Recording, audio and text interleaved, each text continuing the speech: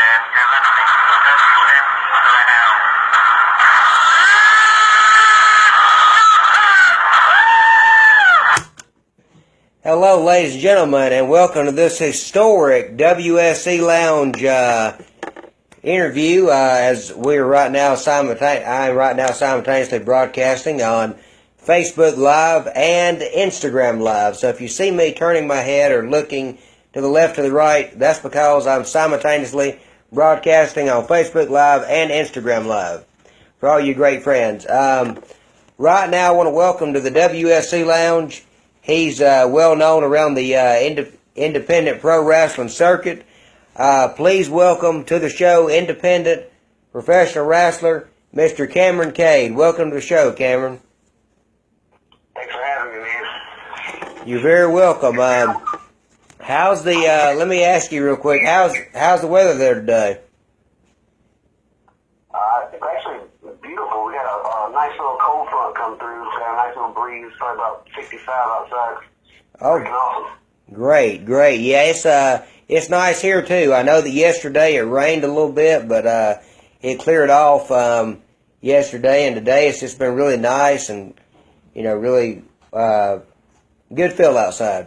How did you get your start in professional wrestling? I mean, or actually, you can tell me the backstory of how you actually decided you wanted to be a professional wrestler before you actually tell me how you got your start in professional wrestling. Well, I mean, it's similar to everyone else's story. I grew up sitting in front of the TV every weekend watching WWF and a nice little Hulkamaniac. And then when I finished high school, just trying to figure out what I wanted to do. The only thing I really wanted to be was a wrestler. So, I started doing my research and trying to find, best options for schools and training and such. And I came across the WWA 4 Academy in Atlanta with Mr. Hughes. So I started making the trek up to Atlanta every day and getting trained. Well, I know that had to be an honor to be trained by Mr. Hughes. I mean, Mr. Hughes is a legend in the business. He's the one that will always be known as stealing the iron from the Undertaker, and I know that's got to be an honor for you being trained by Mr. Hughes. Oh, yeah, it's great. I mean, being trained that old school style, that traditional way. I mean, it's great. I don't think a lot of guys get trained that way anymore these days. So yeah, I mean, it definitely was an honor. Now, correct me if I'm wrong, but weren't you trained by some other wrestlers as well in the business? Well, in the last few years, I've been training with Manny Fernandez. Every time he comes to the East Coast, I mean, he has a house in California, and then he has a house here. So whenever he's here, I train with him. Wow. Manny Fernandez, he's a legend of the business as well. And just those two combined, Mr. Hughes and Manny Fernandez, training you with experience and everything of their expertise. That's incredible. And I gotta ask you this. When did you make your wrestling debut? It wasn't long after I started training. The WA4, they have school shows, right there in the training facility. I think they do them on Friday nights now. They still do them. And they sell tickets and invite people in or whatever to come watch, and the students get, real world experience, I guess you would call it. And I was lucky enough. My first match was against Jonathan Gresham. I'm sure most people will know from 0-1, and I believe he just got assigned to Ring of Honor last week, so I was pretty lucky that was my first match. Wow. So, have you you said Jonathan Gresham just got signed to Ring of Honor. Have you gotten any offers from Ring of Honor or Impact Wrestling or WWE or any of the other promotions? A lot of them, they stay in contact. I haven't had any formal offers, but they definitely talk to me here and there.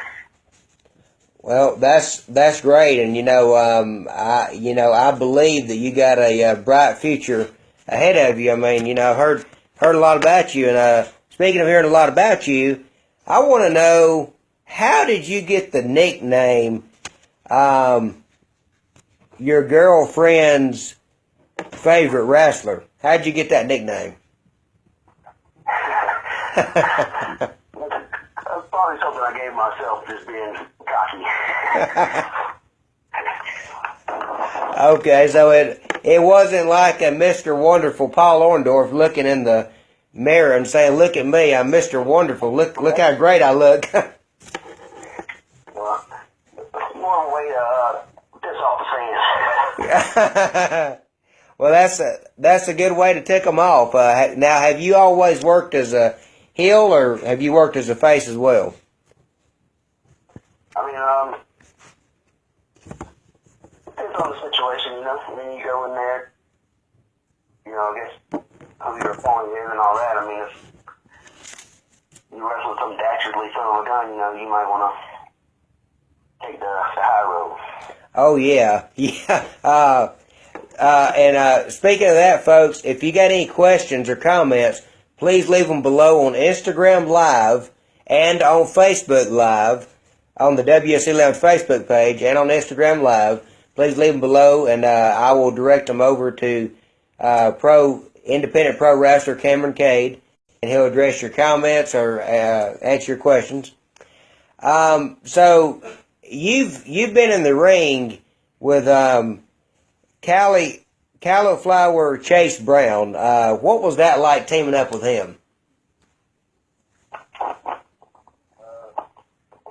We only teamed up a couple times for the FIP 6-man tag. I mean, we've wrestled each other all over the Southeast. Okay, well, fans, please share this broadcast on Instagram Live. If you're watching on Instagram Live, the WSE Lounge, share this to your followers so we can get more people watching this. And same thing for Facebook Live. So you've been in there with some of the best, Kameron, and so would you say you've ever been in there with maybe somebody that's, and I'm not trying to steal anything from Enzo from WWE, but have you ever been in there with anybody that's 7 feet tall? Yeah, I wrestled a guy, he's out of Colombia. He's like 6'8", jacked to the moon and back. He looks like, he likes Brock Lesnar, looks small. His name's Big Game James. Just a big, scary dude. I've been there with him. William Hammer Roberts. I wrestled him up in Union for Trans-South Wrestling. He was a big guy, big scary guy. Uh-huh. Yeah, every now and then I get thrown to those wolves.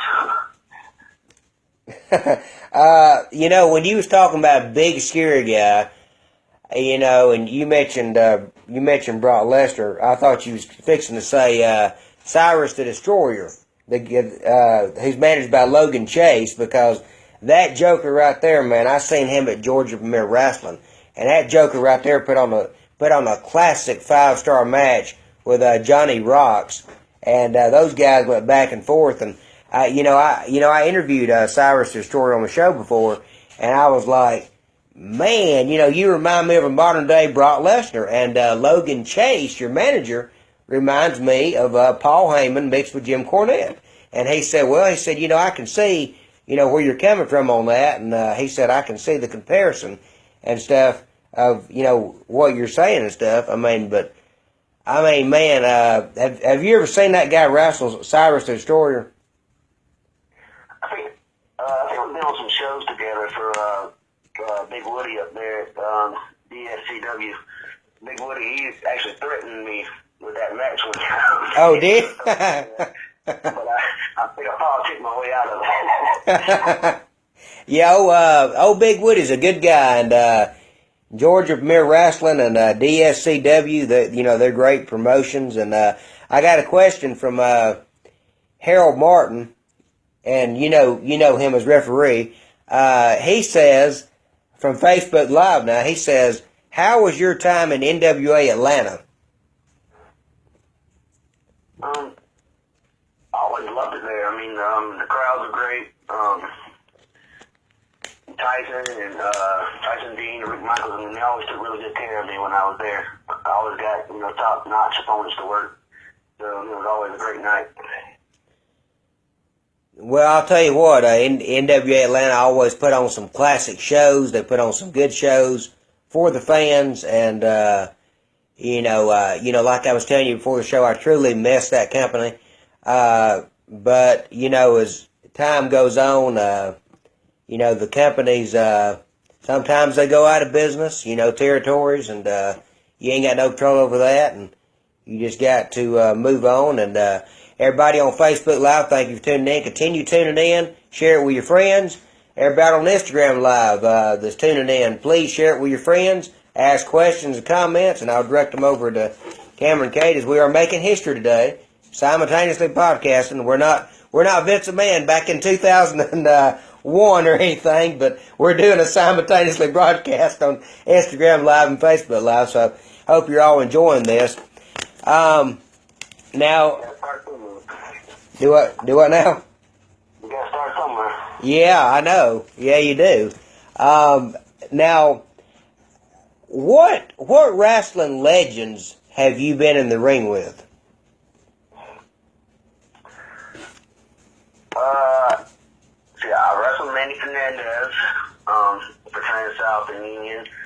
I was in a tag match against George South, who's also one of the best trainers in Southeast. Trained Cedric Alexander and Caleb Conley and the Cauliflower. At WrestleCade a few years ago, I was in a battle royal with a ton of legends. I mean Bobby Fulton and Sabu and all those guys.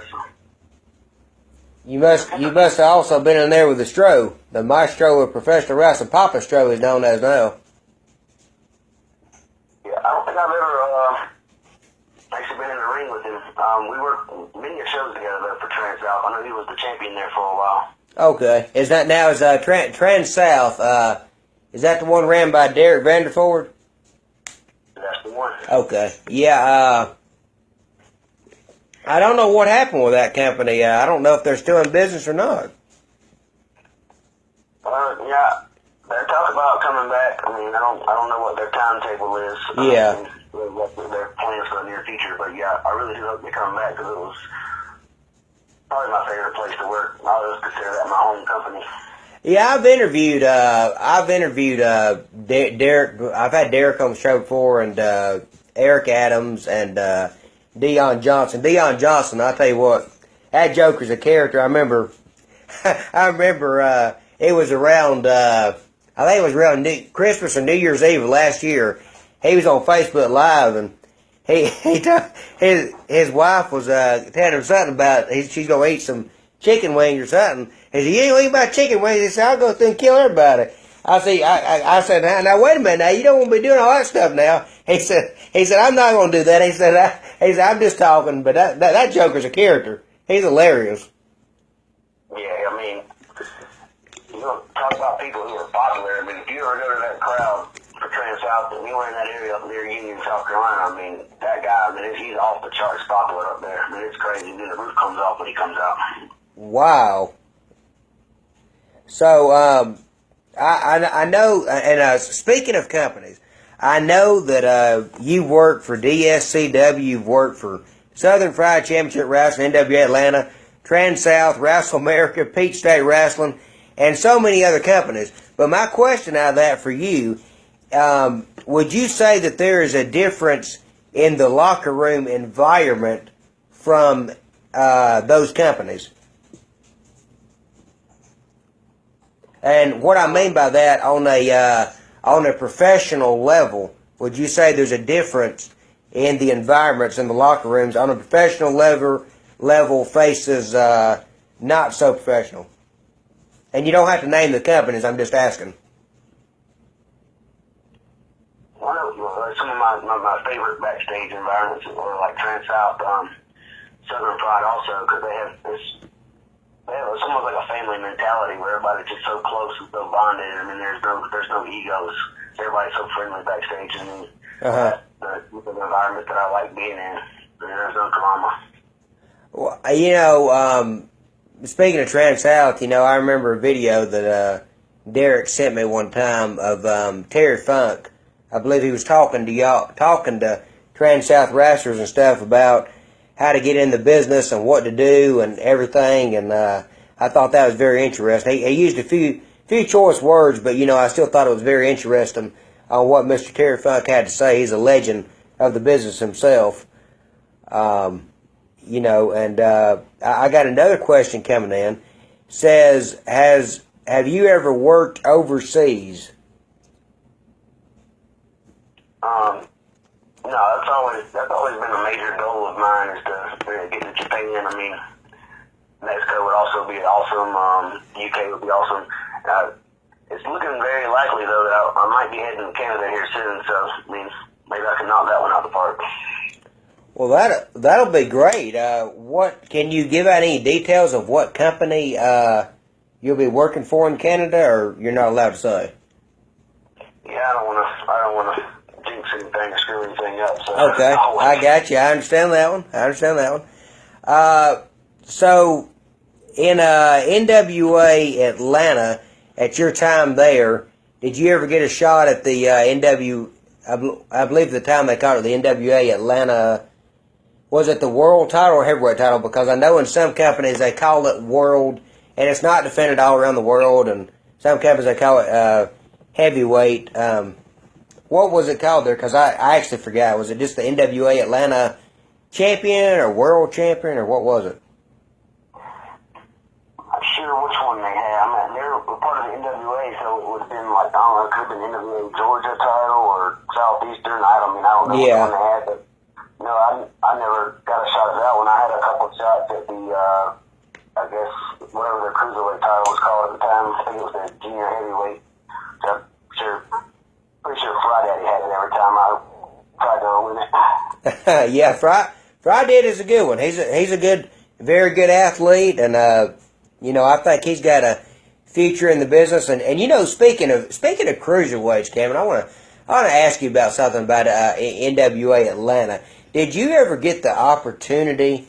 Because I don't know if they still had this match at the time you were there or not. But did you ever get the opportunity to wrestle in the Reach for the Stars matchup, where if you won the briefcase, you got to cash it in at any time for a championship shot? No, I was never there for one of those. Thankfully, I mean, I don't see how it would be fun getting pushed off the ladder. Okay, well, that was actually the NWA Atlanta's version of the Money in the Bank ladder match, And I never will forget, I'll tell you a quick story real quick. I never will forget one of my first times going to NWA Atlanta. I saw Curry Kid, and Curry Kid was in there with Ace Haven and Shannon Dumas and some of the other guys. And Curry Kid climbed the top of that ladder on the outside. And then all of a sudden, Curry Kid come crashing down. I mean, he just fell down. I mean, he jumped and just come crashing down. And I thought, man, is he still alive? And some of the wrestlers went over to check on him, and the fans stood up just looking and stuff. And but luckily, Curry Kid was okay. But Curry Kid's quite the athletic athlete too, so to speak. Yeah, I don't think I've ever got a chance to work any shows with him. I know I'm friends with him on Facebook, and we talk a little bit. It seems like a really cool guy, a talented guy. Yeah, he really is. You know, I know that he told me one time that he wanted to be at Lucha Underground one day, and you know, maybe he will be at Lucha Underground one day. I don't know, but now let me ask you this question. Now, if you had the opportunity presented to you, and I'm gonna throw out two different organizations here. And I'm just, you know, I just want to know, if you had the opportunity produced to you here by Impact Wrestling, where they said, hey, Kameron Kade, want you to come over and join the X Division, and then you had another opportunity, on the other hand, by WWE saying, hey, Kameron Kade, I want you to come over and join the Cruiserweight Division. Which division would you go with, and why? Man, you're trying to get me to make the company mad here, but I'm just asking you an honest opinion question. I mean, realistically, you would have to say WWE because I mean you have more stable income, you know, more. It's not going to shut down in the next 6 months. Well, you know what, I gotta tell you, if you would have said that maybe 10 years ago, I might have argued, but you say that now, and I have to agree with you 100%. I mean, you know, you've got something with the WWE, and you know, the latest rumors I've heard that Crazy Steve from TNA, well, Impact, whatever they call it now, Impact Wrestling, I've heard he's headed over to WWE possibly, and Gunner, who used to be in Impact, he's headed over to WWE possibly. So it's a very interesting dynamic that you have when you have these former people that once worked for Impact. They're all heading over to WWE. And you know, back in the day, it was always WCW where the big boys play, and then you had Scott Hall show up. In real terms, everybody thought that he was coming in to, quote, vice versa, invade WCW, and he actually wasn't, because he said, hey, I'm here where the big boys play, and now this is a big fish in a small pond. And they also made fun of Hulk Hogan and Macho Man, and Terry Turner called him Billionaire Ted, and all this other stuff. So it's just kind of a interesting dynamic of how things have really changed in the wrestling business since the 90s until now, because now you got the total monopoly and juggernaut of the WWE, or I don't know if you want to call it monopoly, but you got the total juggernaut of WWE basically being the main place where the guys want to go. And then on the indie scene now, you got Evolve, you got Pro Wrestling Guerrilla, you got House of Hardcore, where a lot of the guys also want to work. So, I mean, you know, and you've also got Shakira, too. I mean, I know a lot of guys come out of Shakira.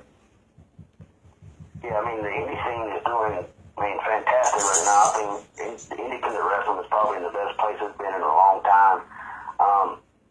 You know, people try to claim that WWE is going to hurt it by, stealing all the top stars. But, there's just so many talented guys out there just waiting to step up. So, WWE can hire 200 guys today, and it's not going to impact the independent wrestling right now. Because, like you said, there's just so many places and so many great guys. And it's pretty fantastic right now to be in independent wrestling.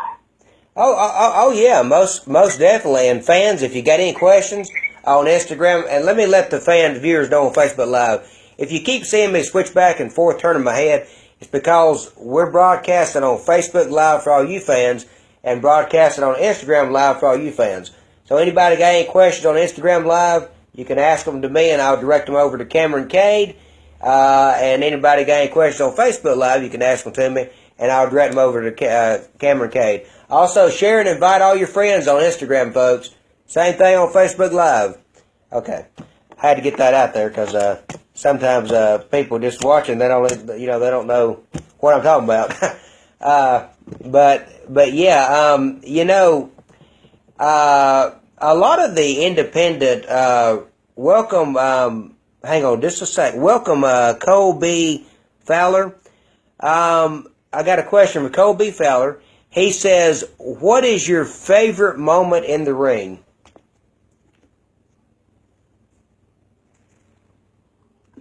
Oh man, there's a lot of them. One always sticks in my mind is years ago I was wrestling Simon Sermon. I'm sure you know who that is. Oh yes. It was a lumberjack strap match. Building was packed out. I remember I had to get my ass kicked for 10, 15 minutes just getting beat with this belt, and finally I had my opportunity, I got him down, and I stand up really slow, and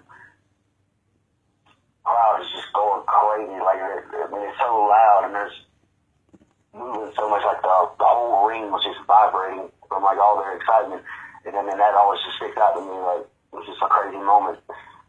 Oh man, so what company was that for? That was for NSWA. If you remember, Speedy, the referee, he's no longer with us. He was a referee for Wildside, and then he went off and started his own company. Okay, well that's very interesting that moment can stand out to you, wrestling Simon Sermon in a leather strap match, having that much momentum and energy, feeling in the ring feeling the ring shaking, even though it wasn't a literally of a Braun Strowman or Big Show of the ring shaking, from them being as big a guys as they are. But, speaking of that energy, you brought up something. I was fixing to bring it up a while ago, but I'm glad that you mentioned energy, because a lot of the independent wrestling promotions that I have attended, when I'm sitting in the audience and I'm watching, I see so much passion, so much heart, so much dynamic, so much charisma in these athletes that are going out there and busting their butts off each and every night and each and every weekend for these fans, and going out there and just putting on the best possible show they can. And then I turn on TV and I'm watching Impact Wrestling, or I'm watching WWE, and I'm like, okay, I know you guys are professional and you're in the big leagues, but you can actually learn something from these independent promotions, because these guys are going out here and seem to be putting on a better show than you guys. But at the same time, I understand that it's kind of scripted to where they got a certain point they got to catch in the match, and they got certain things they got to play by and all that. On these different companies, I understand that, but still, I feel like that they could put more heart and dynamic into it, because if you think back to WCW Saturday Night, for example, or you think back to the Superstars of Wrestling with Joe Pedicino and Bonnie Blackstone, watching those shows, they put in so much dynamic in the ring. I mean, you could feel the energy behind these guys. I mean, you knew they was going out there for blood, sweat, and tears. Welcome to the Instagram Live, UGA Fan 73. and Taylor Betts. If you got a question or comment, please leave it below in the box, and I'll direct it over to pro wrestler Kameron Kade. Yeah, I think, but with independent wrestlers, they're just so hungry to get to where those guys on TV are, so, I mean, they're just putting everything they got into it. I mean, and I don't want to say the guys in WWE or whatever, Impact, they're like comfortable, but at the same time, you gotta think about longevity. They're wrestling like 5-6 days a week, so, I mean, they really got to pace themselves. That's true, because, I mean, and a lot of people don't realize it, but I mean, when when the guys in WWE aren't on TV or whatever, I mean, they're still going over here to Australia, or they're going over here to Texas, or they're going halfway across the country to put on a show for the fans at shows that are not seen on TV. So I mean, that's very true. And what do you think? What do you think can be? Do you think there's anything out there that can be kind of changed or maybe put into independent wrestling to help it even more, or do you think it's on the stage right now that it needs to be? The only criticism I ever had of independent wrestling, I've thought it for years. I mean, was just so oversaturated. I mean, there's just thousands of guys that